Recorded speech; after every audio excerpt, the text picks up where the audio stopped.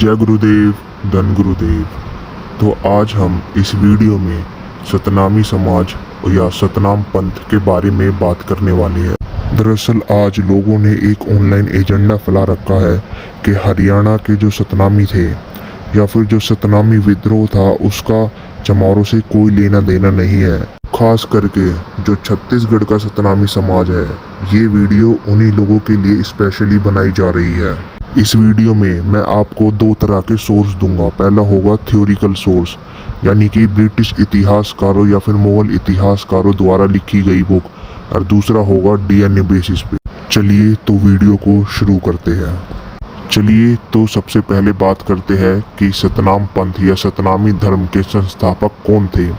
जैसा कि आप सभी लोग अपनी स्क्रीन पे देख ही सकते होंगे, इस किताब का नाम है गैजेटर ऑफ इंडिया, जो कि ब्रिटिश इतिहासकारों द्वारा 18वीं सदी में लिखी गई थी।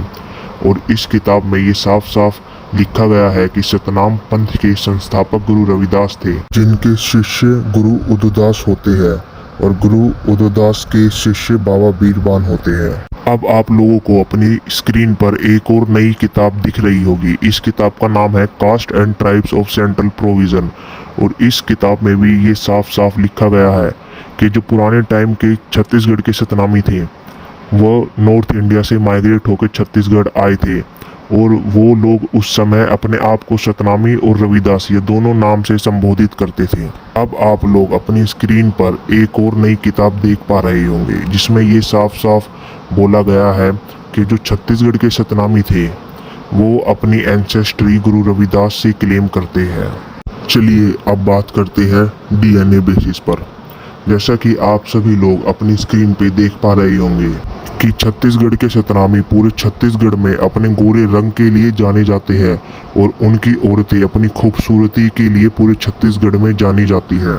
अब ये जो सारी बातें हैं, इन बातों में आपको समानता मिलेगी चमार समाज के साथ। चमार समाज जो कि नॉर्थ वेस्ट इंडिया में रहने वाला एक प्राचीन समाज है। ब्रिटिश इतिहासकार उनके बारे में भी कुछ ऐसा ही उल्लेखन करते हैं जो आपको अपनी स्क्रीन पे दिख ही रहा होगा। ऐसा इसीलिए है क्योंकि चमार समाज के डीएनए में 20 से 25% स्टेप डीएनए मिलता है, जो कि गोरे रंग और अच्छे नैन नक्श के लिए जाना जाता है। देखिए, जो प्राचीन समय के सतनामी थे वो तो चमार ही थे। इस बात के मैंने सारे तथ्य सबूत आपके सामने रख दिए हैं। लेकिन अब बात करते हैं जो छत्तीसगढ़ के आज के समय के सतनामी हैं, वो लोग कौन हैं। देखिए, वो लोग चमार नहीं है और ना ही उनका चमारों से कोई लेना देना है या फिर कोई रिश्ता है, और ना ही वो लोग प्राचीन समय के सतनामी हैं। क्योंकि प्राचीन समय के सतनामी अपनी गोरी चमड़ी और उनकी औरतें अपनी खूबसूरती के लिए जानी जाती थी। लेकिन आज के समय के जो छत्तीसगढ़ के सतनामी हैं, उनके डीएनए में सबसे ज्यादा आसी मिलता है, जो कि मूल निवासी डीएनए है। और भारत के जो मूल निवासी थे वो गोरे लोग नहीं थे, वो काले लोग थे। अब देखिए, इस बात से मैं किसी भी व्यक्ति विशेष या किसी भी समाज को नीचा नहीं दिखा रहा हूँ। ये जो बात है वो साइंटिफिक प्रूफ और डीएनए स्टडीज पे आधारित बात है। तो अब आप लोग सोच रहे होंगे कि छत्तीसगढ़ के जो आज के सतनामी है वो लोग कौन है। दरअसल वह हिंदुओं की लोअर कास्ट या फिर ट्राइबल लोग थे, जो कि उस समय सतनामी बन गए, खास करके गुरु घासीदास के समय। क्योंकि गुरु घासीदास ने अपने समय में सतनाम पंथ का बहुत जोर शोर से प्रचार करा था।